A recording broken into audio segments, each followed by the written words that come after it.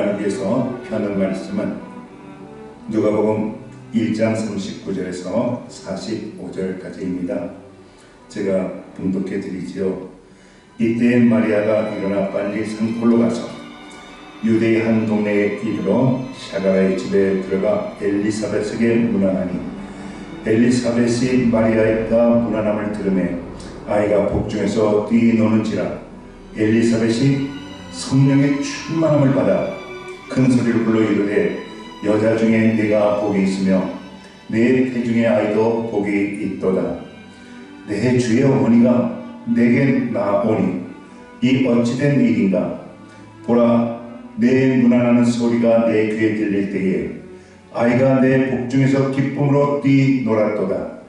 주께서 하신 말씀이 반드시 이루어지리라고 믿은 그 여자에게 복이 있도다. 아멘. 우리 주 예수 그리스도의 은혜가 여러분 모두에게 함께 하시기를 주님의 이름으로 축복합니다. 신앙은 해석입니다. 그리고 성령의 사람은 해석이 다릅니다. 성령의 사람은 놀라운 해석의 은사를 받게 됩니다. 왜냐하면 성령의 사람은 모든 일을 하나님의 눈으로, 하나님의 시각으로 보기 때문입니다. 하나님의 뜻으로 보면 모든 해석은 달라집니다. 우리가 많이 듣는 말이 있습니다. 물이 반이나 남았네. 긍정으로 해석하는 사람이라 합니다. 근데 같은 양의 물을 보고 물이 반밖에 남지 않았네 하는 사람을 가르쳐서 부정적으로 해석하는 사람이라고 합니다. 근데 성령의 해석은 단순한 긍정 해석 그 이상입니다. 성령의 사람은 긍정 해석을 넘어서서 기적을 볼 수 있는, 기적으로 해석해낼 수 있는 사람들입니다. 성령의 사람은 저주의 상황에서 축복을 보고 축복을 해석합니다. 오늘 본문이 해석이 다른 성령의 사람의 이야기입니다. 그 성령의 사람은 바로 마리아와 엘리사벳입니다. 여러분 이 두 사람의 관계를 아시나요? 엘리사벳이 이모이고 그리고 마리아가 조카입니다. 두 사람 모두 하나님의 놀라운 신비를 체험합니다. 이모 엘리사벳 이름 뜻이 하나님만 예배하는 자. 이름이 참 좋습니다. 하나님만 예배하는 자. 우리 모두가 엘리사벳 하나님만을 예배하는 자 되시기를 주님의 이름으로 권면하며 주님의 이름으로 축복합니다. 그의 남편은 제사장, 이름이 사가랴입니다. 오늘날의 말로 목사이지요. 그러니까 엘리사벳은 목사의 아내 사모라 보통 말하지요. 근데 나이가 늙도록 아기를 임신하지 못합니다. 그렇게 임신할 수 있는 나이를 훌쩍 넘어버리고 맙니다. 넘은 정도가 아니라 이제는 임신이 아예 불가능한 나이에 이르게 된 것이지요. 그때 하나님의 놀라운 간섭으로 임신이라고 하는 기적을 체험합니다. 그 아이가 바로 세례 요한입니다. 그 이모가 놀라운 경이로운 기적으로 임신한 후 6개월이 지날 때 갑자기 어린 조카 13살 되었을까요? 14살 되었을까요? 어린 조카 마리아가 이모 엘리사벳 집을 찾아온 것입니다. 여러분 성경이 펴져 있으시면 39절 40절을 또 한번 보겠습니다. 이때 마리아가 일어나 빨리 산골로 가서 유대 한 동네에 이르러 샤가라의 집에 들어가 엘리사벳에게 문안하니. 여러분 이때가 39절 첫마디가 이때에 이렇게 되고 있습니다. 그때가 어느 때입니까?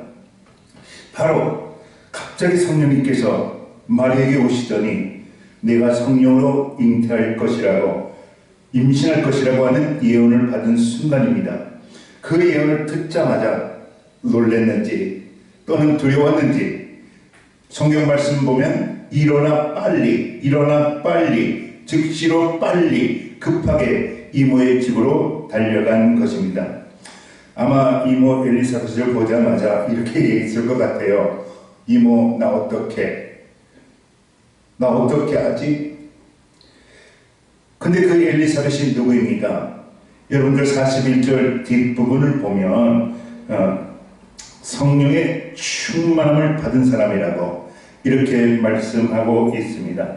41절을 읽어보면 엘리사벳이 마리아가 문안함을 들으매 아이가 복중에서 뛰노는지라. 엘리사벳이 성령의 충만함을 입어, 엘리사벳이 세상 영이 아니라 성령, 거룩한 영, 하나님의 영을 충만히 입어서 그랬더니 놀라운 해석을 쏟아놓는 것이 42절입니다.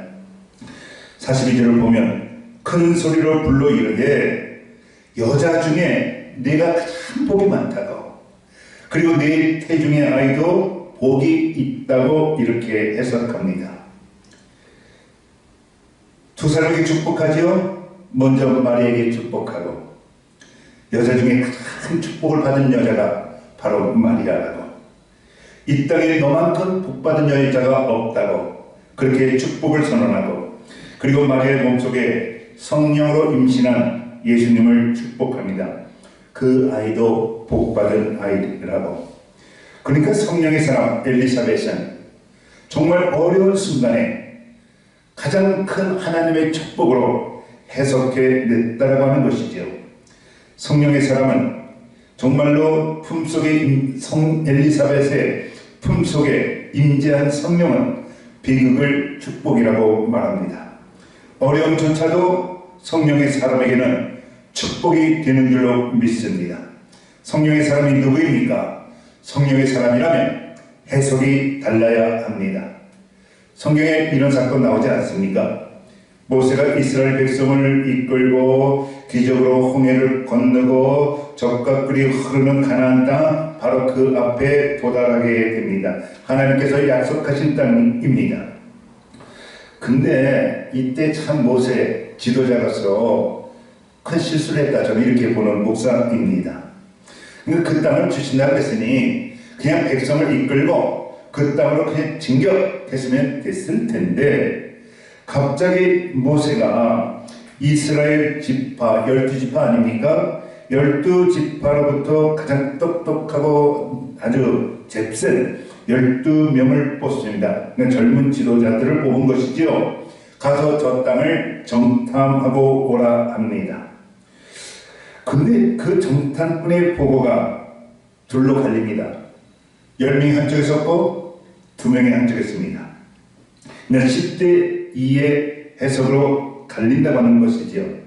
그 절대 다수 10명은 이렇게 보고합니다. 그 땅은 심히 아름다운 땅이라고, 축복받은 땅이라고. 그런데 그 다음 해석이 다릅니다. 거기 백성이 너무 크고 경제적으로도 대국이기에, 그리고 군사적으로도 엄청나게 우리는 들어갈 수 없다고, 우리는 여기서 끝이라고, 아무리 보아도 우리에게는, 그들에게는 메뚜기 같은 존재라고, 우리는 여기서 다 죽었다고.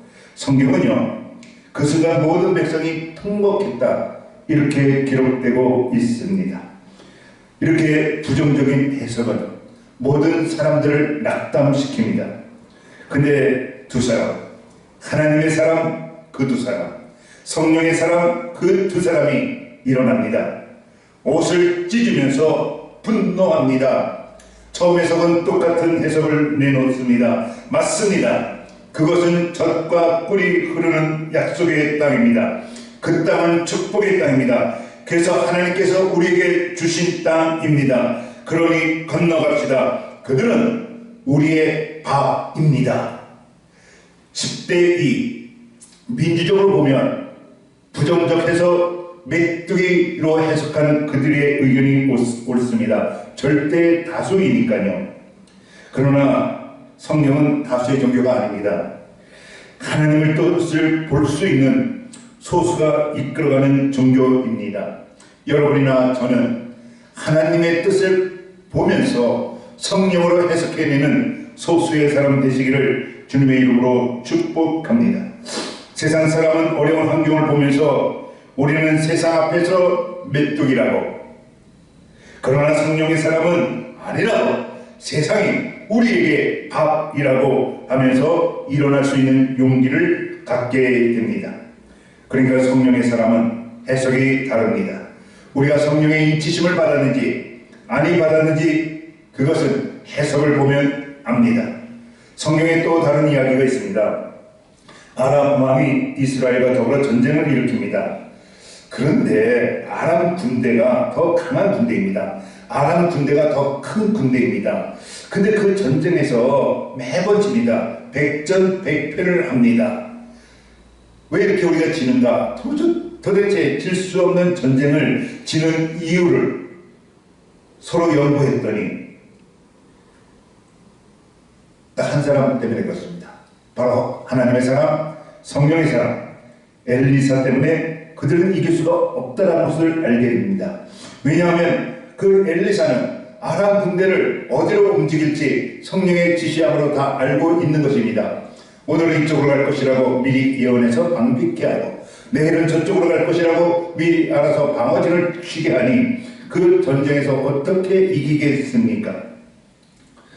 그런데 그래서 그 아람 군대가 이스라엘 군대를 치는 것이 먼저가 아니라 엘리사를 잡아서 제거하는 것이 먼저라고 하는 것을 알고, 엘리사가 어디에 있는지 수소문하고 결국 엘리사가 있는 곳을 알아내고 그 성을 완전히 겹겹이 진을 치고 포위합니다. 아침 일찍 일어나 엘리사에게 종이 있었습니다. 그 이름이 게하시입니다. 게하시가 그 포위하고 있는 엄청난 아람 군대의 숫자를 보고 몰래 가지고 와서 엘리야 선생님에게, 예언자에게 보고를 합니다. 그것이 왕하 6장 6절입니다. 성경 말씀이 참 시적으로 기록되어 있습니다. 내 주여 우리가 어찌하오리까? 무슨 뜻입니까? 우리는 죽었습니다. 그러자 엘리사가 몸종을 부릅니다. 바로 이어지는 말씀입니다. 아마 안수기도 했겠지요. 가면서 17절에 이렇게 기록하고 있습니다. 그의 눈을 열어서 보게 하옵소서. 그의 눈을 열어서 보게 하옵소서. 하나님의 시간에 이 부족한 김철한 목사의 눈도 열어서 보게 하옵소서. 이 말씀을 듣고 있는 우리 모든 성도의 눈도 열려지게 하여 주옵소서. 그래서 하나님의 뜻을 보고 하나님의 눈으로 기적을, 축복을 해석해낼 수 있는 우리 모든 성령의 사람 되게 하옵소서. 아마 그렇게 기도한 것이지요. 그의 눈을 열어서 보게 하옵소서. 그래서 게하시가 다시 나가서 보니까 이게 웬일입니까? 아람 군대가 쭉 쌓여있는 그 위에는 하나님의 군대가 얼마나 많은지, 아람 군대보다도 너무나도 강력한 하나님의 군대가 지키고 있는 것을 보면서 놀라운 그 해석을 하는 것이 바로 이 이야기입니다. 성령의 사람은 세상의 눈으로 보는 것이 아닙니다. 성령의 사람은 영 안으로 하나님의 눈으로 세상을 보는 능력입니다. 베드로가 성전에 이릅니다. 성전 비문에 안진뱅이가 있었습니다. 세상은 그를 불구자라고 합니다. 그래서 거지가 내 숙명이라고 말합니다. 그러나 성령의 충만함을 입은 베드로는 예수님의 이름으로 너는 걸을 수 있다고 합니다. 하나님을 찬양하며 이후에는 정말로 하나님께 영광을 돌리며 사는 인생이 너의 인생이라고 축복합니다. 그리고 나서 예수님의 이름으로 일으켜 세웁니다. 은과 금은 내게 없거니와 내게 있는 것으로 내게 주리니 너는 예수님의 이름으로 일어나 걸으라. 그렇게 말씀하십니다. 성령이 충만하면 해석이 무조건 다릅니다. 성령이 충만하면 놀라운 해석을 하게 됩니다. 성령이 충만하면 죽음 앞에 떨고 있는 마리아가 가장 복된 여인으로 보인다고 하는 것입니다. 그래서 축복할 수 있습니다. 마리아야, 왜 두려워하느냐고, 왜 놀라느냐고, 내가 이 세상에서 가장 복된 여인 중에 여인이라고 엘리사벳이 축복하는 것이지요. 성령의 사람은 정말 깊이 볼 수 있습니다. 마리아를 세상에서 가장 복된 여인으로 본 그 이유가 무엇입니까? 성경을 보면 딱 하나입니다. 마리아 안에 있는 아이 때문입니다. 마리아가 복된 여인이 된 것은 마리아 자신에게 있는 것이 아니라 마리아 품속에 있는 그 아이가 누구입니까? 예수님입니다. 그래요. 여러분이나 제가 축복받은 존재라면 우리 안에 예수님이 살아계시는 줄로 믿습니다. 우리가 축복된 존재라고 하는 것은 우리의 머리가 좋고 능력이 많고 지위가 많고 가진 것이 많아서 우리가 축복된 존재라고 하는 것이 아니라 지금도 내 안에 살아계신 예수 그리스도, 그분이 내 안에 계시면은 우리는 이 세상에서 가장 복된 사람이라고 하는 사실입니다. 이 시간에 우리 예수님이 문 밖에 계시는지, 이 시간에 우리 안에 와서, 김철환 목사 안에 와서 우리와 더불어 즐겁게 정말로 예수님과 더불어서 잔치를 벌이고 있는지, 그래요, 예수님이 우리 안에 있으면 이 세상에서 가장 복된 존재인 줄로 믿습니다. 예수님이 우리 안에 있으면 그 어려움도 이길 수 있는 줄로 믿습니다. 바로 우리 안에 계시는 예수 그리스도로 우리는 모든 것을 승리할 수 있는 줄로 믿습니다. 엘리사벳이 본 것은 마리아 자신이 복된 존재가 아니라 마리아 안에 있는 그 예수님. 그래요. 그래서 예수님이 우리 안에 있으면 우리는 다 같은 겁니다. 근데 예수님이 우리 안에 없으면 우리는 가장 불행한 존재가 되는 것입니다. 오늘 우리 안에 있는 예수님 때문에 우리 모두가 축복된 존재임을 깨닫는 이 시간이 되시기를 주님의 이름으로 축복합니다. 우리 인간을 지을 때 하나님은 우리를 하나님의 형상으로 지었다고 합니다.